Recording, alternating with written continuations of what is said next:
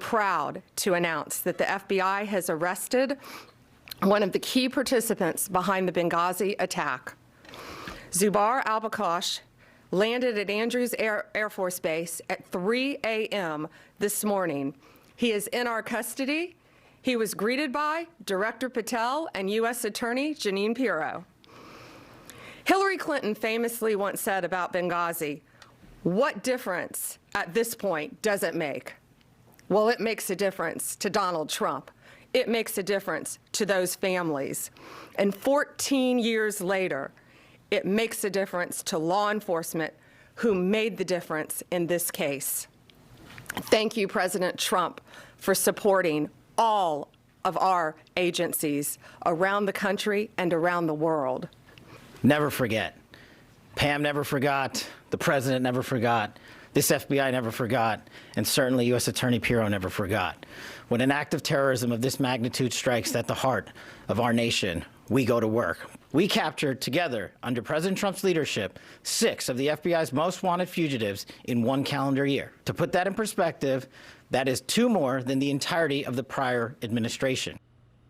First, that was President Obama saying he will bring all Benghazi terrorists to justice. That was back in 2012. And then that was U.S. Attorney General Pam Bondi, FBI Director Kash Patel, joining U.S. Attorney for D.C. Jeanine Pirro on capturing a top co-conspirator in that September 11, 2012 terror attack on the U.S. Special Mission in Benghazi, Libya.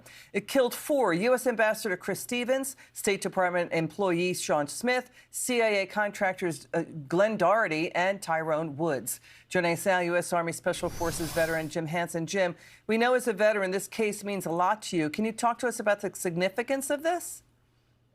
It's just such a wonderful feeling for the United States to be enforcing its will on the bad guys around the world who, unfortunately, under some other administrations, have been able to run wild. Things were not done. Obama did not capture them. Hillary Clinton did not come to their aid. She had the ability to send something their way. She sent nothing their way. And I think that should disqualify her from ever serving this country again. But we can be thankful that we have, Kash Patel and the other members of DOJ and the FBI and the rest of the counterterrorism team. Seb Gork is having the time of his life stacking jihadis like cordwood. This is a good time to be us and a bad time to be our enemies. You know, Jim, like so many Americans out there, you chose to serve. You chose to go into the military. People lay down their lives for this nation. We got another milestone. What do you make of this fact that in just 1 year, the Trump administration has captured 6 of the top 10 most wanted fugitives on the FBI's most wanted list? They also caught the D.C. pipe bomber. That was turning into a cold case after 5 years. And they caught the fugitive ex-Olympic snowboarder turned drug trafficker Ryan Wedding. Is it fair to compare this and ask, what was the Biden administration doing exactly? We know what the Biden administration was doing, absolutely nothing. And that's the problem. We've had the ability for some of these people to consider law and order to be an afterthought, and it no longer is. The people who are working for our government right now have been tasked and told your job is to do something. If your job is to catch bad guys, catch bad guys. If your job is to prosecute bad guys and throw them in jail.